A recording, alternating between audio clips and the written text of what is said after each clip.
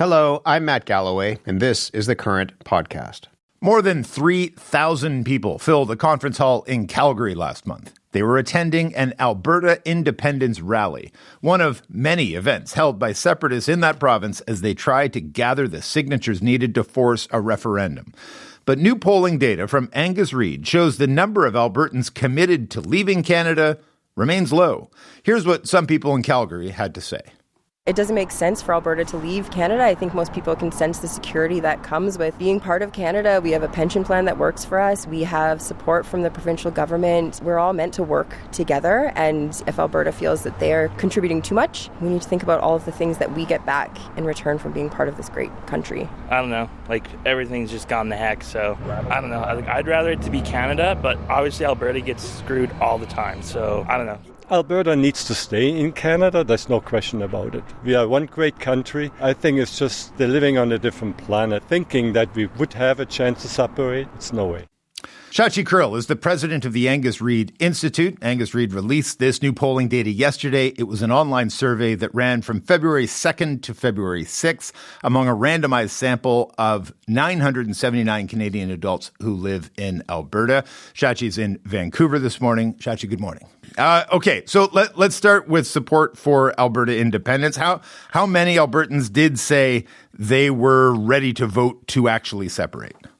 It's really fascinating because you look at both the scope and the intensity of these groups. It is 8% in Alberta who say, show me that ballot. I've packed my bags metaphorically and ready to leave the country, so to speak, in terms of separation.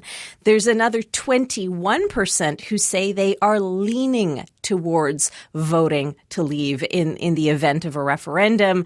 By contrast, it's a full 57% of Albertans who say they would definitely vote to stay. So that's 8 times as many who say, yes, they're ready to go. We just heard from some of the people in Calgary who want Alberta to remain a part of Canada, part of that group you're talking about. What did you find in terms of the number of people that were wanting to remain?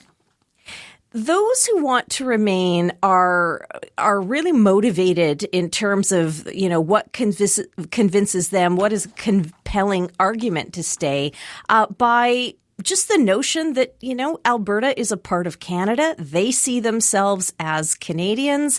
And for them, those are it's an emotional reason. It is a reason of patriotism.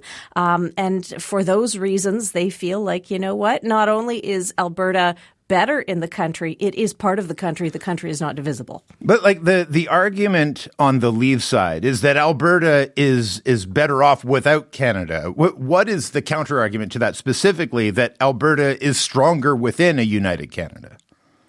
So for Albertans who want to leave, and indeed for Albertans who want to stay, the sense of grievance it's been around for a long time, Peter, and it's palpable. So that sense that Albertans and Alberta itself do not get as much as they give by being part of Confederation is a sentiment that I've tracked over the better part of 12 years, and it continues to exist as a sentiment. Indeed, 1 in 3 people who want to stay in the country feel that way. So when you combine that long existing entrenched sense of unhappiness, alienation, grievance, call it what you will, with other arguments around control over natural resource policy, a desire to control things like immigration, those are things that leavers would like to have control over, and they see through their lens that being outside of the country will give them that control, will give them that autonomy. Of that group, the what is it, 1 in 5 who say they're leaning towards separation but kind of weren't sure yet. What did you glean from the data about them?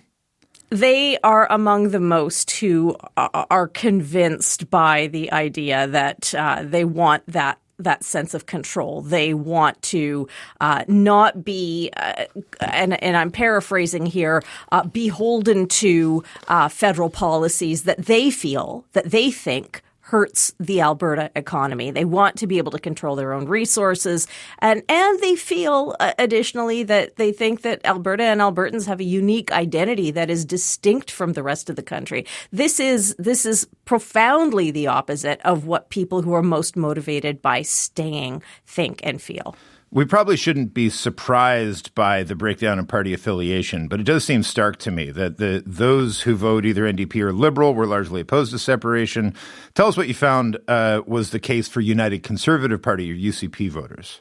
UCP voters are across the spectrum on this issue. What's really notable is that UCP voters are among there's a significant segment who are among the most likely to stay. We want to stay. 26% of UCP voters say, hey, not only do I want to stay in the province or in the country, I really want to stay in the country. But you've also got a plurality of UCP voters who say that they would not only lean towards leaving, but then a significant chunk who say they're gone, 16% who say they're gone. So if you're Danielle Smith, if you are the Premier of Alberta, you are presiding over a party base that not only definitely wants to stay, but is leaning towards staying, is leaning towards going, and definitely wants to go. Good luck walking that tightrope. Well, and the person who's got to walk that tightrope most immediately is Premier Danielle Smith. I suppose to a certain extent, on the flip side of the same coin, Alberta's NDP leader Naheed Nenshi has to as well. What did we learn about how voters feel about the political leaders and their ability to navigate this movement? Well, so not surprisingly, perhaps, and I'm always sensitive to the word surprise because for some people it's as plain as the nose on their faces. But not surprisingly, Danielle Smith in Alberta is not seen to be a particularly convincing or approved of leader in terms of the way she's handling this particular issue or file.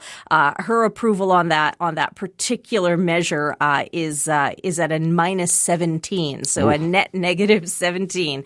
And again, the reason for that tracks exactly back to the impossibility of trying to keep all aspects of her base on side when her base is home to really, really conflicting and disparate opinions on this. Shachi, thanks for this. As always, great to have you. Thanks, Peter. Shachi Kurl is the president of the Angus Reid Institute. I'm joined now by two Albertans who have been listening in and watching this story closely. Ian Brodie is a political scientist at the University of Calgary. He was chief of staff to Prime Minister Stephen Harper. Keith McLaughlin is a political strategist and was a chief of staff in former Premier Rachel Notley's NDP government. Good morning to you both. Good morning, Peter. Good morning. Keith, if I can, I'll start with you. What do you think these poll results tell us about the state of play for Alberta separatism? I actually think it's telling us that there's a significant room to be concerned. The headline numbers suggest, a majority of Albertans remain solidly against separation. But the Angus Reid produced an extremely captivating data set. And when you dig into some of the crosstabs and the numbers around where support for separation may go based on the things that motivate Albertans, which is primarily the economy and a bunch of other grievances that potentially could come up in the next 6-7 months, there is a lot of room for this sentiment to grow and to be an outlet for more things. And so when I look at some of the underlying numbers, I think I'd have more concern. Ian, this is just one poll of many in recent months. Do you see something to be concerned about? Do you see something the separatists can build upon? Do you see a ceiling in these? What are you looking for? Yeah, I have to agree with Keith here, Peter. I think this poll, combined with the other polls we've seen since the beginning of the year, show that the separatist side in Alberta is well within its ability to move the yes for separation number up into the 30 to 35% level. That's right now. If we look back at 1995 in Quebec, that's not that much different from the yes side for independence in Quebec at the beginning of 1995. And by the time the vote came around, we knew it was much closer, very close to getting that majority. But the precedent I go back to is in 1980 in Quebec, where the Federalists won what was by any measure kind of a 20-point victory at that point. That didn't put the issue away. No. If we get to vote in October or November and the separatist side is up in the 35-40% range, I don't think that puts this issue away. I think we're into this for quite a while. And it feels like, and you guys are obviously closer to the ground than this, but it feels like we're entering into that phase where we really sharpen the arguments. The Leave side seems to have a pretty clear case. Keith, do you feel like the Federalist side, the Stay side, is articulating its argument as well and as clearly as it needs to at this point? No, I don't. I think that the Federalist side is going to manifest in a number of different ways. It's not fully being articulated by Premier Smith, obviously, given her party is split on the separation issue, so she doesn't have a lot of political room to move there. I think on sort of the progressive side, so the Alberta NDP and the lumpen progressive atmosphere in Alberta, so labor unions, etc., haven't had a real strong message on this. There's a lot of economic grievance and other items that are really motivating the vote generally for some of the folks who are susceptible to go to the separatist side. And I don't believe that's being sort of attacked well by the progressive left. And then I'd say the business community in Alberta hasn't spoken up yet.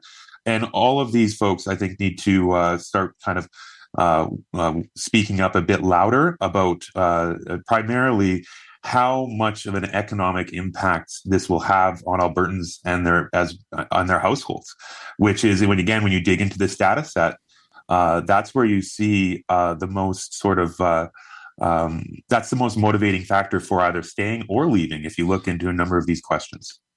Ian, you talked about the Quebec history that I think a lot of Canadians are familiar with, but walk us through where we stand sort of in a historical comparison to the separatist movement swell in Alberta. Is this a new peak? No, I think this is just beginning, Peter. Look, the Alberta separatist movement comes out of a 10-year period where the federal government did everything it could to thwart Alberta from growing as quickly as it could and achieving its economic destiny. The difference between here and 95 is that in 95, Bill Clinton, who was the U.S. president at the time, weighed in twice on the no side of the referendum campaign. As we look ahead here to the fall and a potential referendum vote in the fall, obviously all of the pressure is going to be the other way. The federal government offer is, if Alberta gets a pipeline proposal, gets Indigenous groups and BC on side and builds a carbon capture and storage project, we'll let you achieve your economic destiny if we get a 2-year permitting period and then several years of litigation after that. I would expect in the fall there's a good possibility that the Americans will come and say, we'll recognize an independent Alberta. We'll have 60-day pipeline approvals and we'll get those pipelines built in a year. At that point, I think then the dynamics of this as the economic security piece that Keith just talked about might shift in the other direction. And I don't get the sense the federal government is doing much to get ahead of that side of the referendum campaign.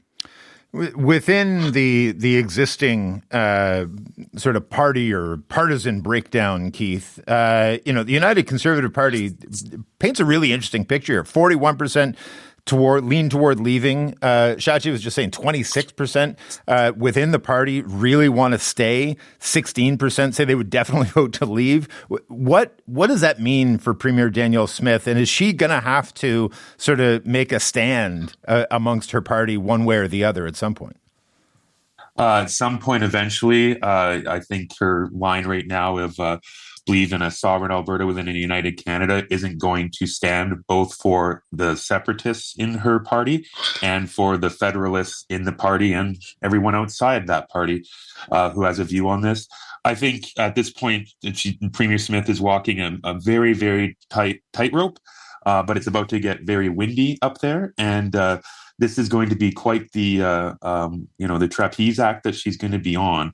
But sooner or later, it's going to have to, come down to a much better set of language and key messages. I think right now the premier is looking for enough space to move into, and she's hoping that this deal with the federal government on the pipeline And these conversations with Premier Eby and with Mark Carney's around the table as well actually bear enough fruit that she can become more of a full-throated defender of federalism in Canada. But at the moment, she doesn't have the space to do that because half her party wants to leave or intends to vote yes in a referendum. And she could split her party and risk her government if she's not careful. Ian, I started my career reporting on politics in Quebec City. I covered Lucien Bouchard. I know that story well of how he stepped in to drive the referendum in 95 and really brought it very close to the brink. And I hear a lot of people talking about that could happen in Alberta, where a charismatic leader could step in and grow the sovereigntist movement. Is there also a case to be made that somebody could step in and become Captain Canada and make that case for a united Canada and a strong Alberta within that united Canada as well? Well, I think there's only one choice here, and the Prime Minister has to be the spokesman for that side of the referendum campaign. As I say, his campaign here is built around this memorandum of understanding on future of pipeline construction. He's put his offer on the table. I think we're now waiting for offers from others around the table. And in fact, I hope the federal government is thinking through what other changes they might make in order to accelerate the timeline for Alberta achieving its economic potential here. That's the main issue. Can Alberta do that within Confederation, or does Alberta have to find some other arrangement in order to do that? If the memorandum of understanding, this MOU, is the federal offer here, I think there's room for others to come back with a much better offer. I want to play a clip here from former federal Liberal Party leader Stéphane Dion, who was the author of the Clarity Act. He weighed in over the weekend. Let's just take a listen, and I'll get both of your reactions. I have no patience for separatist blackmail. And when the Premier is involved in separatist blackmail, you should say to the Premier, I will come with a deal with you if it makes sense for Alberta and Canada, but not in order to mollify the separatists of your party. Put your country before your party, please. In my province, Quebec, I've seen that so much. People with full of skills and talents, instead of working to improve the situation of Quebec and Canada, they are trying to split the country and they are wasting their energy in it. That's very sad for Quebec. I don't think Alberta should emulate that. Ian, separatist blackmail. How does that sit with you? How do you think it'll sit with Albertans? Well, this is why I think the federal government has to get a team to handle this referendum and a strategy to handle this referendum, and to stop relying on people like Stéphane Dion to make the case against separation. He chaired the Trudeau government's cabinet committee on climate change. He's as much responsible for the 10 years of holding back Alberta's potential as anybody else in that government. He's almost the worst person you could put out on this case here. And I hope that at some point shortly, the federal government gets this situation under control and stops putting out, frankly, weak spokesmen for the no campaign like Stéphane Dion. Keith, what risks do you think come with this sort of positioning? That sort of line of attack from someone like Stéphane Dion is extremely unhelpful. So I agree wholeheartedly with Ian. Part of the reason why there's a lot of Albertans signing on to this, they're signing on to, quote unquote, send a message to Ottawa. They're not fully really full-throated separatists. Conversations like this get Albertans' backs up, and so it's not helpful. And we really need to focus on sort of, again, what's going to be best for Albertans and their household finances, to really get those people pulled back from the brink of being like, oh yeah, I want to send a message to Ottawa by wrecking our economy. That's just not the way to win this debate, by talking about blackmail, etc. Ian, I have less than a minute left, but just last word to you. It's impossible to know in a moment as sweeping as this where you are in the narrative, but where do you think, are we in the middle? Are we approaching sort of the end game of this? Where are we in this conversation nationally? I think the separatists in Alberta have a concept of this campaign in their mind. They're in sort of act one of it to try to get enough signatures to get their question on the ballot, probably sometime this fall. The rest of the team, the federal government team, the no side, is still trying to get their act together. I don't think we'll see much of a no campaign until, frankly, as we get into the summer. I know there's some interest around Calgary who are trying to put together statements. The problem is that the separatists are thinking this through and have thought through what the next steps are, and the no side has not. All right, we're going to have to leave it there, but really appreciate you both. Thank you for this. Thank you.